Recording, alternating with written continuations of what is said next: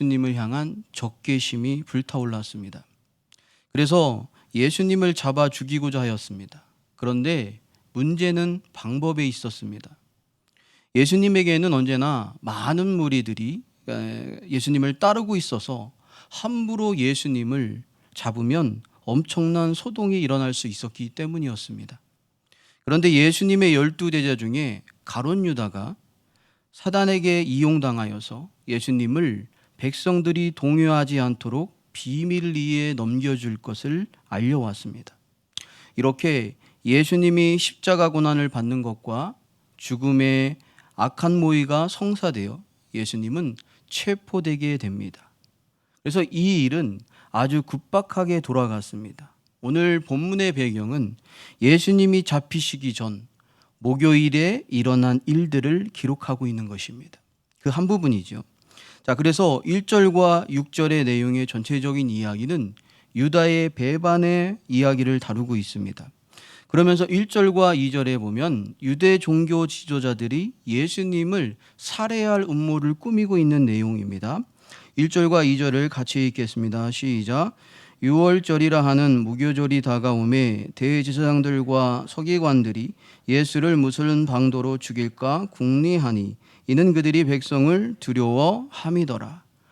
6월절이 1절에 보면 첫 마디가 6월절 절기가 다가오고 있다는 것을 말하고 있습니다. 이것은 이제 6월절 어린 양이 되신 예수님께서 십자가에 달려 죽으실 날이 다가오고 있다는 것을 말하고 있는 상징적인 표현입니다.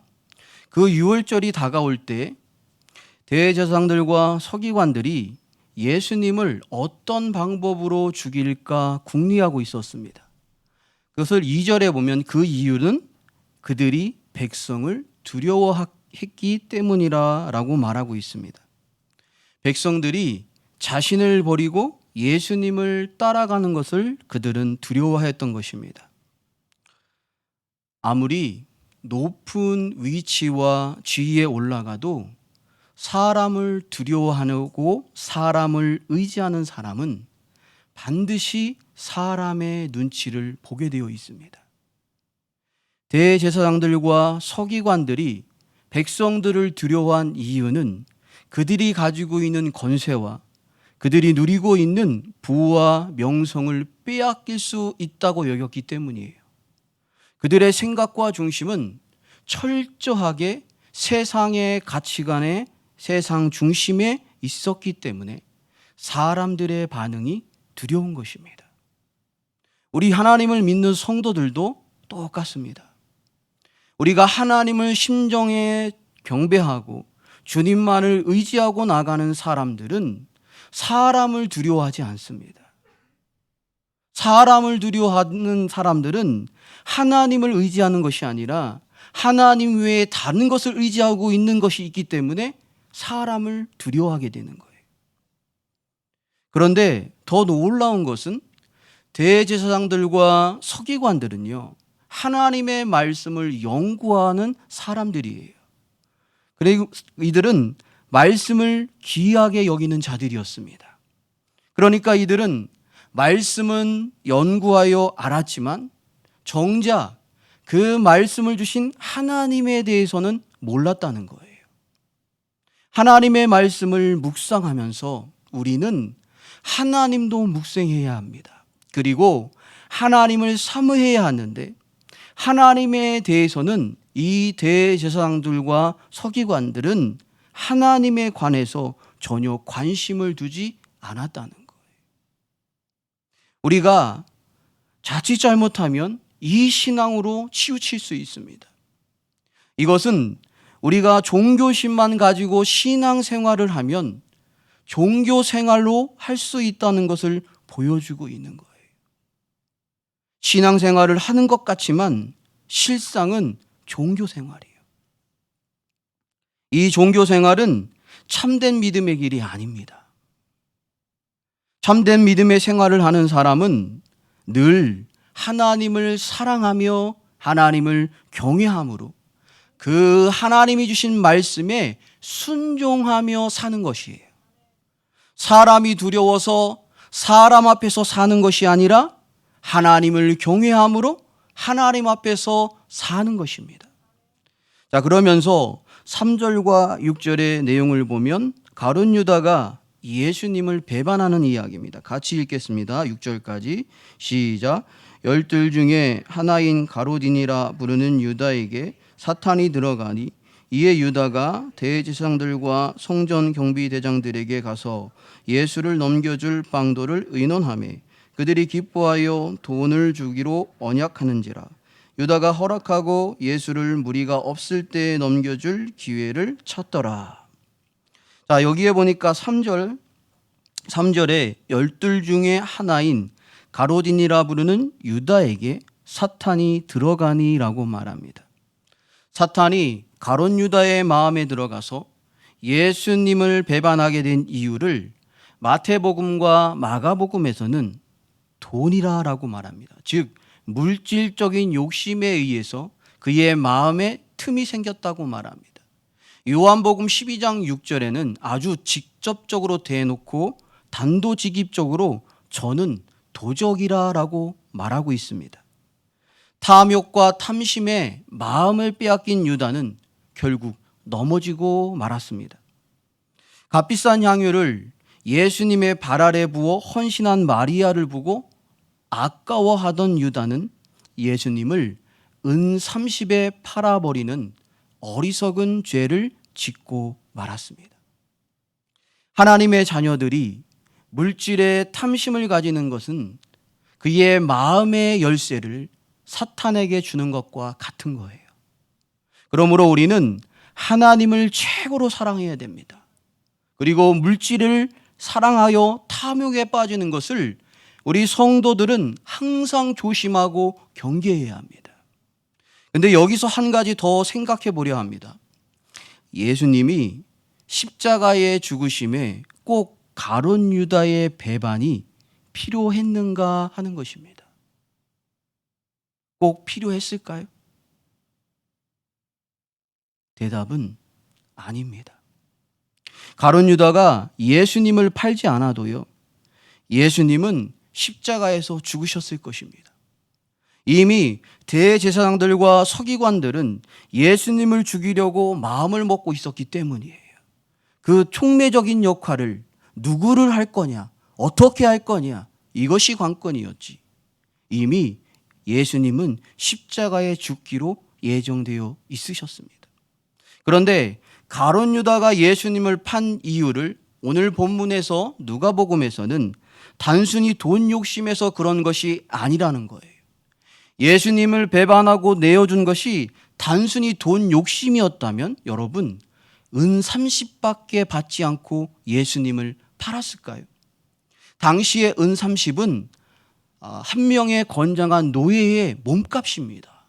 오늘날로 얘기하면 비싸봐야 1200만 원 정도.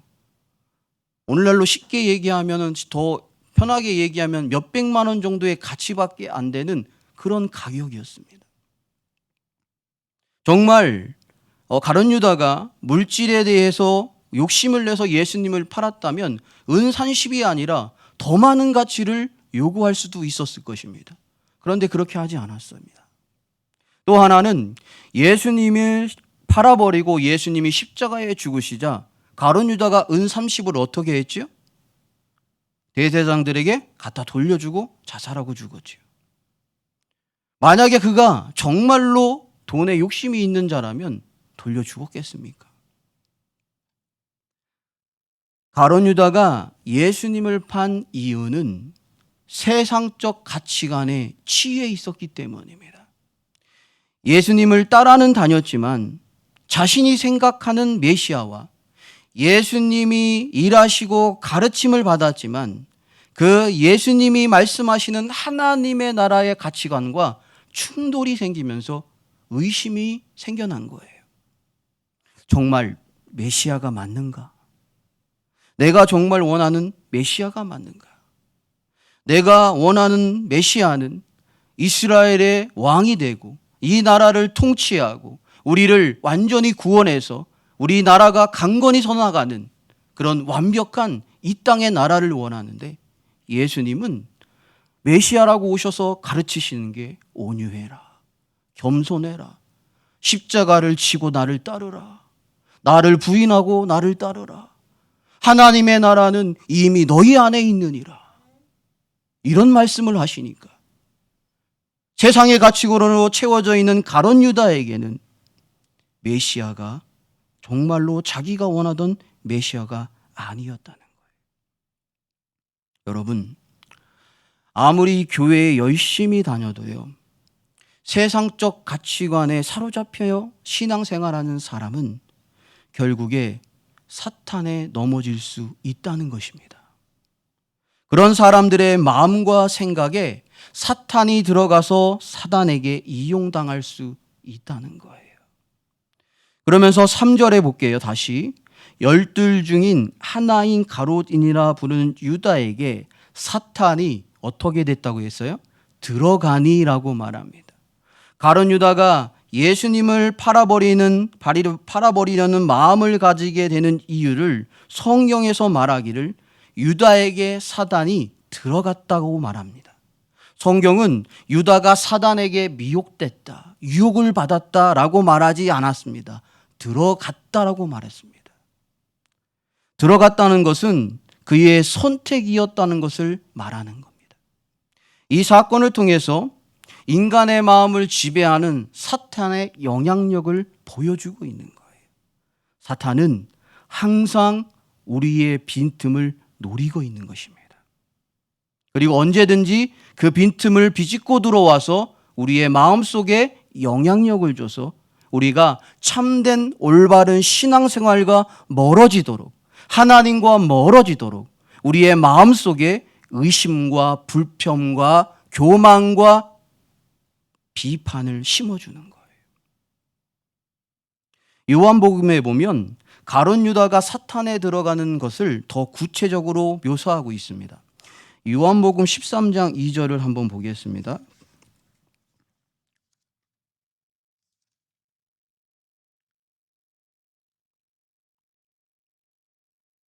요한복음 13장 2절 같이 읽습니다. 시작. 마귀가 벌써 시몬의 아들 가롯 유다의 마음에 예수를 팔려는 생각을 넣었더라. 사단이 우리에게 찾아와서 역사하는 첫 번째 단계, 유다에게 역사했던 첫 번째 단계는 유다의 마음에 예수님을 팔려는 생각을 넣었다는 겁니다. 사탄이 주는 생각을 유다가 생각을 버려버리지 않고 대적하지 않고 받아들였다는 거예요. 두 번째로는 13장 27절 요한복음, 거기에 두 번째 단계가 있습니다. 27절 같이 읽습니다. 조각을 받은 후 곧 사탄이 그 속에 들어간지라. 아멘. 우리는 여기에서 매우 중요한 영적 교훈을 얻게 됩니다. 분명히 사탄이 들어가는 것에는 생각으로 찾아옵니다. 그리고 그것을 우리가 마음으로 그것을 받아들였을 때 사탄이 우리의 심령 마음 가운데 들어와 우리의 마음을 많은 것을 요동치게 한다는 거죠. 그러니까 우리가 이 가룟 유다의 교훈을 통해서 알 수 있는 것은 아무리 예수님이 직접 부른 제자라 하더라도 전심으로 주님과 하나 되지 못한다면 그 사이에 사단이 틈을 타서 엄청난 반역의 자리에 서게 하여서 넘어질 수 있다는 것입니다. 예수님을 따르는 순수한 중심을 잃어버리고 그 마음에 탐심이 생기고 교만이 생기고 의심이 생길 때 사단은 놓치지 않고 그 마음을 사로잡아 버린다는 거예요. 그 다음에 우리가 주의해야 될 것이 하나 또 있습니다. 강박한 우리의 심령입니다. 주의 말씀에 청정하십시오. 누가 설교를 하시든지 하나님의 진리에 청정하십시오. 하나님의 말씀을 듣는 자가 복이 있는 거예요. 믿고 행하는 자에게 더 큰 은혜와 복이 넘치는 거예요. 똑같은 말씀을 증거해도 듣지 않는 자에게는 주의 은혜와 복이 임할 수 없는 것입니다. 다윗은 자신의 마음을 지키기 위해서 어떻게 해왔냐면 늘 말씀을 가까이 하며 읊조렸습니다. 그러므로 마음을 지켜 나갈 수 있었던 것입니다. 잠언 4장 23절에 이렇게 말씀하시죠. 모든 지킬 만한 것 중에 더욱 내 마음을 지키라. 생명의 근원이 이에서 남이니라. 우리의 마음을 우리가 주의 말씀으로 지켜 나가야 되는 줄 믿으시기를 원합니다. 그러므로 우리는 마음을 지키기 위해서 말씀을 붙잡는 것뿐만 아니라 기도 생활에 충성하셔야 돼요. 기도 생활과 말씀은 동전의 양면과 같은 거예요. 항상 같이 가는 겁니다. 여러분이 하나님의 더 큰 은혜와 하나님의 놀라운 역사와 살아계심과 나와 동행하심을 경험하고 싶다면 주의 말씀을 읊조리십시오. 기도의 자리에 나오십시오. 그럴 때 주님이 함께 하심을 드러내 보여주실 것입니다. 자, 그러면서 7절과 13절의 내용은요, 6월절을 제대로 준비한 사람들의 이야기입니다. 6월절 준비에 관한 이야기죠. 7절과 13절 우리 한 목소리로 같이 읽겠습니다. 시작. 6월절 양을 잡을 무교절 날이 이른지라 예수께서 베드로와 요한을 보내시며 이르시되 가서 우리를 위하여 6월절을 준비하여 우리로 먹게 하라. 여짜오되 어디서 준비하기를 원하시나이까? 이르시되 보라, 너희가 성내로 들어가면 물 한 동이를 가지고 가는 사람을 만나리니 그가 들어가는 집으로 따라 들어가서 그 집 주인에게 이르되 선생님이 내게 하는 말씀이 내가 내 제자들과 함께 6월절을 먹을 객실이 어디 있느냐 하시더라 하라. 그러므로 그가 자리를 마련한 큰 다락방을 보이리니 거기서 준비하라 하시니라. 그들이 나가 그 하신 말씀대로 만나 6월절을 준비하니라. 아멘. 이제 예수님께서 6월절을 지키기 위한 장소를 준비하십니다. 베드로와 요한을 보내서 6월절 음식을 먹을 수 있는 장소를 준비하도록 명령하셨습니다. 그런데 베드로와 요한이 그들 스스로 6월절을 지키기 위한 음식을 먹을 수 있는 장소를 구하는 일은 쉬운 일이 아니었습니다. 왜냐하면 당시에 유대인들이 이스라엘의 6월절을 지키기 위해서 많은 사람들이 예루살렘에 들어와 있었기 때문이에요. 뿐만 아니라 예수님과 제자들이 다 같이 모여서 음식을 나누는 장소는 굉장히 넓을 거 아니에요. 그런 넓은 장소를 구하는 것도 쉽지 않았을 것입니다. 그러나 하나님은 이미 다락방을 준비해 놓으셨고 예수님의 말씀을 순종하여 그것을 찾기만 하면 되는 것이었습니다. 준비된 것을 예수님은 다 아셨습니다. 그래서 우리 하나님은 여호와 이레의 하나님입니다. 곧 우리 하나님은 준비하고 계신 하나님이십니다. 뿐만 아니라 우리 하나님은 주님은 다 알고 계십니다. 그런데 사람은 모르지만 주님은 다 알고 계십니다. 우리는 이 사실을 자주 잃어버리고 살아갑니다. 우리 자신도 스스로의 인생길을 모르는데 우리 주님은 다 알고 계세요. 주님은 우리를 위해서 다 준비해 놓으셨고 우리에 대해서도 다 알고 계십니다. 그래서 우리 성도가 주님을 힘써 더욱 의지하는 인생길을 살아가야 합니다. 그 길만이 참된 가치 있는 인생길이며 참된 행복과 만족을 누릴 수 있는 길이기 때문입니다. 그 길을 걸어가는 방법이 있습니다. 베드로와 요한이 예수님의 말씀을 순종하여 가보니까 물동이를 메고 가는 사람을 만나게 되고 그 사람을 따라가 들어가면서 그 집주인을 만나게 되고 예수님의 말씀대로 6월절을 지내며 음식을 먹을 객실이 어디 있는지 물어보니까 그가 마련된 큰 다락방을 보여주었습니다. 말씀대로 순종할 때 베드로와 요한은 다시 하나님의 놀라운 능력을 경험하게 된 것입니다. 사람의 생각으로는 예수님의 명령은요, 정말 너무나 낮은 확률을 제시하고 있는 거예요. 가다가 물동이를 진 사람을 만나는 확률이 높은 것이 아니잖아요.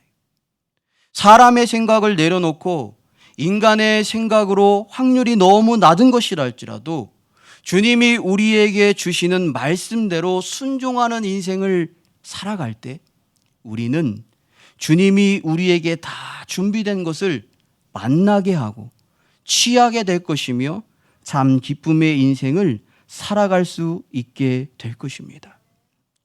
예수님께서요, 처음으로 이적을 행하신 것이 가나안 혼인잔치였습니다. 그 사건은 물이 변하여 포도주가 되는 사건이었습니다. 이 사건에서 가장 많은 주님의 은혜를 받고 주님을 인정하는 인생을 살아갔을 사람들은 항아리에 물을 아구까지 채워놓은 하인들이었을 것입니다. 그들은 자신의 순종으로 예수님의 무한한 능력을 보았습니다. 오늘 요한과 베드로도요, 예수님이 예루살렘에 입성할 때 어린 나귀 새끼를 취해오라고 이들에게 명령하셨지. 그때도 이들을 순종했고 이와 같은 예수님의 능력을 그들이 경험했습니다. 우리가 하나님의 능력과 역사를 경험하고 깨닫는 것은요, 멀리 있는 것에 있는 것이 아니에요. 우리가 하나님의 말씀을 순종할 때, 말씀대로 인생을 살아갈 때 내 자신의 앞에 하나님의 살아계심의 역사하심이 경험되는 겁니다. 결코 멀리 있는 게 아니에요. 주님은 순종하는 자의 길을 인도해 주십니다. 그리고 순종하며 따라가는 자는 순종하는 방법까지도 믿음으로 주님의 인도함을 받아야 합니다. 그럴 때 주님이 예비하신 것들을 만나게 되고 보게 될 것입니다. 자, 그러면서 14절에서 23절은 마지막 유월절 만찬입니다. 자, 우리 14절과 15절 같이 읽겠습니다. 때가 이름에 예수께서 사도들과 함께 앉으사 이르시되 내가 고난받기 전에 너희와 함께 이 유월절 먹기를 원하고 원하였노라. 예수님께서는 제자들과 함께 식사에 참여하는 교제를 정말로 원하셨습니다. 예수님께서는 식사 후에 가룟 유다의 배신에 대해서 알고 그 배신으로 잡혀갔고 고난당할 것을 미리 아셨습니다. 그리고 이 식사가 제자들과의 마지막 만찬이 될 것도 아셨습니다. 예수님은 개인적으로 마지막이 될 이 식사를 제자들과 함께함으로 이 세상에서의 마지막 의미 있는 교제를 나누고 싶으셨던 것이었습니다. 또 한 걸음 더 나아가서는 유월절 식사를 먹는 것을 통하여 자신의 죽음이 갖게 될 중요한 의미에 대해서 가르침을 베푸실 목적도 가지셨습니다. 그런데 제자들이 맞이하는 유월절은 해마다 치루어져야 하는 절기입니다. 하지만 예수님에게는 이것이 최후의 만찬이었습니다. 이 밤이 지나면 이제 예수님은 자신의 제자에게 배반당하고 팔리우고 사로잡혀 십자가에 달리실 것입니다. 예수님은 자신이 당할 앞으로의 고난과 고통도 알고 계셨습니다. 그래서 예수님께서는 마지막 잡히시기 전에 자신이 받게 될 고난에 대한 구속사적 의미를 제자들에게 가르치기를 원하셨습니다. 그리고 유월절 식사가 자신의 고난과 죽음을 상징화시키는 성만찬을 제정하심으로써 모든 하나님의 자녀가 영원히 당신과 연합함으로 믿음 안에서 교제하기를 원하셨던 겁니다. 주님은 지금도 우리와 교제하기를 원하세요. 주님은 여러분의 기도 소리에 갈급하십니다. 주님은 여러분이 마음을 들여 주님께 예배하러 나오는 그 가난한 심령에 주님은 목말라 하세요. 예배가 형식이 될 때 주님은 아파하시는 거예요. 마음이 드려지지 않는 제사 주님이 받으십니까? 안 받으십니까? 받으셔요, 안 받으셔요? 곤란하시니까 대답 안 하시는 건가요? 구약에 마음이 없는 제사 주님 받지 않으신다고 그랬습니다. 이스라엘의 역사 가운데 그 역사가 보여주고 있습니다. 아무리 귀한 황금을 가져오고 몇백, 몇천만 원의 헌금을 드려도 주님은 마음에 없는 예물과 제사는 받지 않으세요. 어떤 자의 예물을 받으시고 어떤 자의 예배를 받으실까요? 심령이 가난한 자, 주의 말씀으로 목마른 자, 하나님을 사모하는 자의 예배를 받으시는 거예요. 그 자리에 서 있는 여러분과 저가 되기를 진심으로 원합니다. 18절을 우리 다 같이 또 읽어보겠습니다. 시작. 내가 너희에게 이르노니 내가 이제부터 하나님의 나라가 임할 때까지 포도나무에서 난 것을 다시 마시지 아니하리라 하시고, 이 말씀은 이제 곧 지상에서의 생애가 끝날 것을 말씀하고 있는 것입니다. 주님은 이렇게 말씀하시고 이제 떡을 떼십니다. 그런데 6월절에 원래는 무엇을 음식을 나누어야 되냐면 빵이 아니라 어린 양 고기예요. 6월절에 식사하는 것은 어린 양을 잡아서 그 고기를 나누어 먹는 거죠. 그런데 예수님의 성만찬에는 어린 양의 고기가 없었고 빵과 포도주만 있었습니다. 6월절에 제물이 되시는 분이 바로 예수님 자신이었기 때문에 어린 양을 제공하지 않으신 거예요. 자, 그러면서 19절 같이 읽습니다. 시작. 또 떡을 가져 감사기도 하시고 떼어 그들에게 주시며 이르시되 이것은 너희를 위하여 주는 내 몸이라. 너희가 이를 행하여 나를 기념하라 하시고, 무교절에 먹는 빵을 말합니다. 무교절에 먹는 빵은 누룩이 안 들어가요. 여러분, 우리가 일반적으로 빵 먹는 제과점에서 먹는 빵은 거의 누룩이 들어갑니다. 그래서 부드러운 거예요. 누룩이 안 들어간 빵은 돌 같아요. 딱딱해요. 그래서 그 빵을 먹으려면 힘을 다해 찢어야 됩니다. 그런데 주님은 여기에서 뭐라고 말씀하시냐면 내 살이라 말씀하지 않고 내 몸을 주신다고 하였습니다. 그 이유는 주님 몸 전체를 우리를 위해서 주셨다는 것을 표현하는 것이고 의도적으로 이것을 표현하신 것입니다. 그래서 주님께서 십자가에 못 박히실 때 우리 죄를 위하여 몸과 생명을 다 주셨습니다. 자신의 몸이 찢겨지신 거예요. 그래서 이것을 기념하라. 이것을 기억하라는 거예요. 이 성찬식을 통해 우리가 죄인 되어 주님을 생각하지 못할 때 예수님은 먼저 자신의 몸을 찢어 우리에게 주신다는 것입니다. 주님이 우리의 죄를 위해, 죄인인 우리를 위해 자신의 몸을 십자가에 찢으신다는 거예요. 이것이 바로 우리를 향한 예수님의 사랑의 고백이며 사랑의 행위였습니다.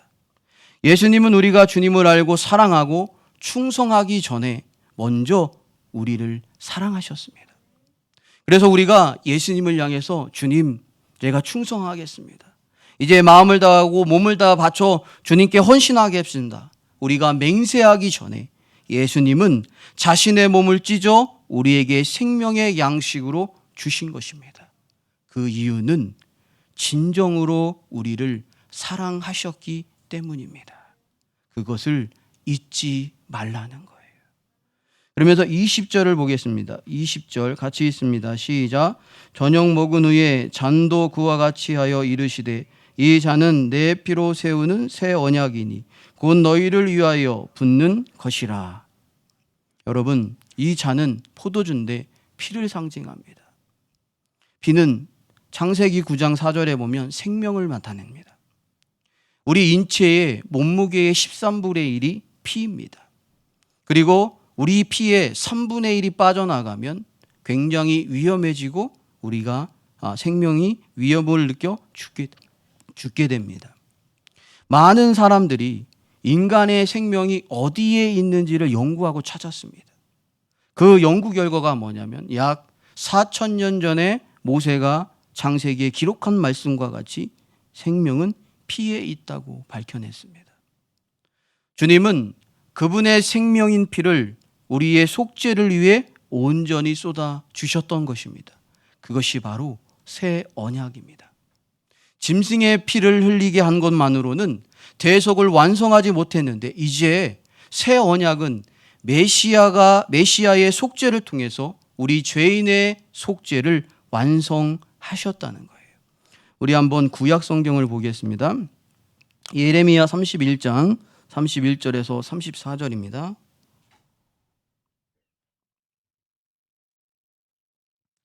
예레미야 31장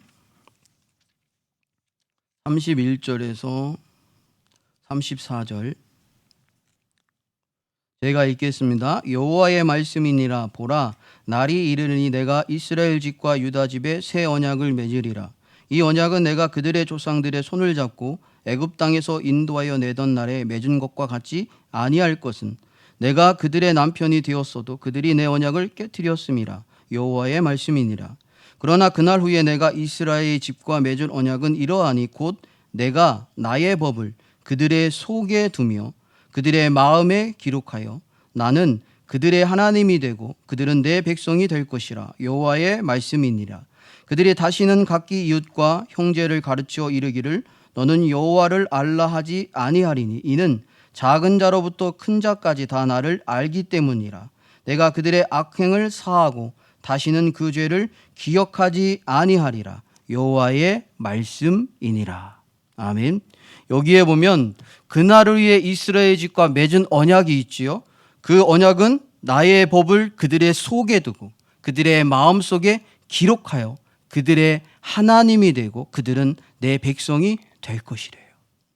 하나님의 말씀을 우리의 마음 곧 신비에 두시고 새기게 하시고 예수 그리스도를 믿는 자에게 예수 그리스도의 보혈을 통해 속죄를 주시는데 그 속죄함을 얻는 자는 죄의 완전한 속죄가 일어나서 다시는 죄를 기억하지 않는다는 것입니다. 이것이 새 언약입니다. 주님이 이 큰 은혜를 우리에게 부어주셨습니다. 자신의 몸과 자신의 피를 다 쏟으시며 우리의 속죄를 위해서 자신의 모든 것들을 내어 놓으셨습니다. 그런데 21절과 22절에 볼게요. 누가복음 본문으로 돌아와서 21절과 22절 같이 읽습니다. 그러나 보라, 나를 파는 자의 손이 나와 함께 상위에 있도다. 인자는 이미 작정된 대로 가거니와 그를 파는 그 사람에게는 화가 있으리로다 하시니라. 누구에 대한 이야기죠? 가룟 유다에 대한 이야기입니다. 주님은 근데 여기에서 이름을 거론하지 않습니다. 언급하지 않은 이유는, 그리고 또 한 번 이 팔 거에 대한 이야기를 하시는 이유는 지금이라도 가룟 유다가 회개하고 돌이키기를 기다리고 계신 거예요. 이것이 끝까지 사랑하시는 주님의 영혼을 향한 마음입니다. 여러분, 우리는 주님의 사랑에 대해서 의심하지 마세요. 내가 주님을 사랑하는 것이, 자라나는 것이 중요합니다. 주님은 나를 사랑하시되 끝까지 사랑하시는 것입니다. 자, 그러면서 23절 우리 한 목소리로 같이 읽겠습니다. 시작. 그들이 서로 묻되 우리 중에서 이 일을 행할 자가 누구일까 하더라. 그들은 예수님의 제자들입니다. 예수님을 팔 자가 누구라는 거예요. 요한복음 13장 25절에서 30절에는 이 말씀을 할 때 팔자를 가르쳐 주셨습니다. 내가 떡 한 조각을 적셔다 주는 자가 그니라 하시며 떡 한 조각을 가룟 유다에게 주셨습니다. 그런데 놀라운 것은, 그런데도 아무도, 제자들 중에 아무도 가룟 유다를 의심하지 않았습니다. 왜냐하면 그는 평소에 너무나도 진실한 사람처럼 보였기 때문이에요. 그렇기 때문에 예수님이 자세히 말씀하셔도 아무도 의심할 수 없었던 것입니다. 오히려 그들은 이렇게 생각했을 거예요. 무슨 말씀이신가? 저렇게 진실한 사람을 보고 배반자가 된다고 어떻게 말씀하시는가? 라고 생각했을 것입니다. 가장 큰 은혜가 있는 곳에 가장 큰 배반이 있었습니다. 주님의 놀라운 새 언약을 교훈하는 시간에 주님을 대적하는 무리가 함께 있었던 것을 잊어서는 안 됩니다. 자, 그러면서 요한복음에 보면 새 언약을 주신 것뿐만 아니라 이 이야기를 끝나시고 새 계명도 주십니다. 우리 마지막으로 한번 찾아보겠습니다. 요한복음 13장 35절에서 34절에서 35절입니다. 요한복음 13장 34절에서 35절인데 제가 30절부터 이 스토리가 연결이 되기 때문에 읽겠습니다. 유다가 그 조각을 받고 곧 나가니 밤이러라. 그가 나간 후에 예수께서 이르시되 지금 인자가 영광을 받았고 하나님도 인자로 말미암아 영광을 받으셨도다.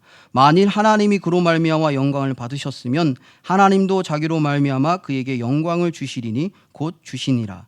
작은 자들아 내가 아직 잠시 너희와 함께 있겠노라. 너희가 나를 찾을 것이나 일찍이 내가 유대인들에게 너희는 내가 가는 곳에 올 수 없다고 말한 것과 같이 지금 너희에게도 이르노라. 새 계명을 너희에게 주노니 서로 사랑하라. 내가 너희를 사랑한 것 같이 너희도 서로 사랑하라. 너희가 서로 사랑하면 이로써 모든 사람이 너희가 내 제자인 줄 알리라. 주님은 언약과 함께 새 계명을 주셨습니다. 그 계명이 뭐예요? 서로 사랑하라는 거예요. 그러니까 최후의 만찬을 하시면서 이 이야기를 하신 거예요. 그리고 가룟 유다가 나갔을 때 이 이야기를 하신 겁니다. 자, 그래서 언약은 믿음에 대한 거예요. 계명은 순종에 관한 것입니다. 그래서 언약은 믿어야 내 것이 돼요. 계명은요, 순종해야 상급이 되고 복이 되는 것입니다. 새 계명은 새 계명을 말하는 것은 구약에는 형제를 내 몸과 같이 사랑하라고 말했습니다. 레위기서에 보면. 그런데 한 번 더 자라난 주님이 우리에게 주신 계명은 예수님께서 우리를 사랑하신 것처럼 우리도 서로 사랑하라는 거예요. 예수님께서 우리를 위해 피 흘려 몸을 찢기시며 생명까지 내어주시고 우리의 속죄의 은총을 입은 것처럼 우리도 형제를 위해 희생하고 사랑하는 것입니다. 이것을 위해서 최후의 만찬을 하신 거예요. 그래서 정말로 예수님을 믿는다는 것은 예수님의 십자가의 구속을 믿는 거예요. 속죄함을 믿는 거예요. 그리고 예수님을 믿는다는 것은 예수님을 사랑하되 이웃 또한 예수님처럼 어떻게 한다고요? 사랑하는 자라는 것입니다. 말씀을 마치겠습니다. 예수님을 믿고 따르는 무리 중에 예수님을 대적하는 자 가룟 유다가 있었습니다. 그는 불의의 도구로 이용당했습니다. 그는 사단이 주는 생각을 받아들였고 그의 선택이었습니다. 우리는 하나님을 최고로 사랑하며 예수님만 따라가는 자가 되어서 선한 도구로 쓰임받는 자가 되길 주님의 이름으로 축원합니다. 불의의 도구를 선택하지 마시고 선한 도구를 늘 선택하는 자가 되기를 주님의 이름으로 축원합니다. 예수님은 마지막 유월절을 통하여 우리에게 새 언약과 새 계명을 주셨습니다. 누구든지 예수 그리스도를 믿는 자 용서함을 받는다는 거예요. 죄 용서함을. 그 용서함을 받은 자는 십자가에 피 흘리시며 죽기까지 우리를 사랑하신 것 같이 너희도 서로 사랑하라는 것입니다. 우리 모두가 이 길을 걸어가기를 간절히 소망합니다. 기도하시겠습니다. 사랑과 은혜가 많으신 하나님 감사합니다. 하나님께서 유월절의 준비를 통하여서 이 사건을 통하여서 하나님 우리가 전심으로 주님 아버지 앞에 드려 있지 못하고 우리가 깨어 있지 못하고 우리가 주님을 붙들지 못하면 언제나 사단은 우리의 심령에 들어와 우리를 속이며 우리를 넘어뜨릴 수 있는 것을 우리가 배웠습니다. 주님 우리가 주의 말씀을 붙들고 기도하며 깨어있는 우리가 되게 하여 주옵소서. 또한 유월절을 베드로와 요한이 잘 순종함으로 준비했던 것처럼 주님 우리도 주의 말씀에 순종하며 우리의 인생길을 다 준비하고 예비해 놓으신 그 하나님의 놀라운 역사를 순종함으로 만나는 우리가 될 수 있도록 복을 내려 주시옵소서. 하나님 우리에게 성찬을 통하여 새 계명과 새 언약을 주셨습니다. 주님 우리가 속죄함을 믿사오니 주님만 바라보고 주의 말씀에 순종하기를 애쓰는 서로 사랑하기를 애쓰는 저희 모두가 되도록 믿음과 은혜를 더하여 주시옵소서. 예수님의 이름으로 기도하옵나이다. 아멘. 찬송가 283장 찬송하시겠습니다.